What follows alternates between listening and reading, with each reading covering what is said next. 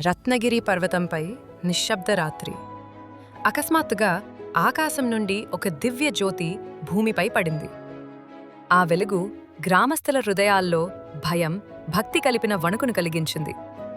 పర్వతంపై గాలి మృదువుగా వీయగా ఆ జ్యోతి మరింత ప్రకాశించింది. ఇది సాధారణం కాదని అందరూ గ్రహించారు. దేవుని సంకేతం అని. ఆ రాత్రే నిజాయితీగల భక్తుడికి స్వప్నమొచ్చింది.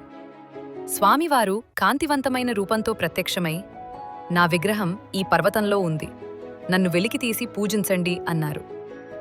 స్వరం మృదువుగా, దయతో నిండింది. భక్తుడు ఒక్కసారిగా మేల్కొని స్వప్నం నిజమని హృదయపూర్వకంగా నమ్మాడు. ఉదయం గ్రామస్థులు కృష్ణకుటత చెట్టు వద్ద తవ్వడం ప్రారంభించారు. తరువాత భూమి లోపల నుంచి చిన్న మెరుపు కనిపించింది. కొద్దిసేపటికి స్వామివారి దివ్య రూపం వెలుగులోకి వచ్చింది. గ్రామం మొత్తం ఆనందంతో మార్మోగింది. "గోవిందా, గోవిందా" అని అందరూ నినదించగా ఆ ప్రదేశం పవిత్రతతో నిండిపోయింది. పండితులు మహాయంత్రంతో శాస్త్రోక్తంగా ప్రతిష్ఠ మొదలుపెట్టారు. శంఖమూదిన శబ్దం, గంటల నాదం, పర్వతం మొత్తం మార్మోగాయి. స్వామివారి ప్రతిమ 3 శక్తులైన బ్రహ్మ, శివ, విష్ణువుల ఏకత్వాన్ని ప్రదర్శిస్తోంది. పరిసరాల విష్ణువుల ఏకత్వాన్ని సూచిస్తూ దివ్యకాంతి ప్రసరించింది. భక్తులు మౌనంగా ఆ పవిత్ర క్షణాన్ని చూశారు. అన్నవరంలో జరిగే కళ్యాణ మహోత్సవం ఎంతో సందడిగా ఉంటుంది. పుష్పాలతో అలంకరించిన మండపంలో స్వామివారి కళ్యాణం జరుగుతుంటే మంగళవాద్యాలు మ్రోగుతాయి.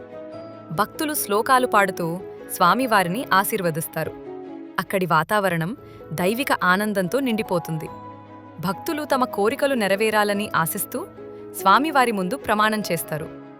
సత్యనారాయణ స్వామి దయ ఉంటే ఏది అసాధ్యం కాదు అని నమ్మకం. గాలి స్వల్పంగా వీచుతూ అక్కడి ప్రశాంతతను మరింత పెంచుతుంది.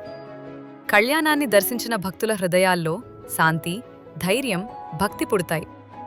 రత్నగిరిపై నిలిచిన దివ్య ఆలయం భక్తుల జీవితాల్లో కాంతి నింపింది. ప్రతి యాత్రికుడికి స్వామివారి కరుణ, మంగళాన్ని అందిస్తుంది. మండపం నుంచి చివరి గంటారావం వినిపిస్తూ ఆ పవిత్ర క్షణాన్ని ముగిస్తుంది. స్వామివారి కథ ఇక్కడ ముగిసినా వారి అనుగ్రహం భక్తుల జీవితం అంతా వెలిగిస్తూనే ఉంటుంది.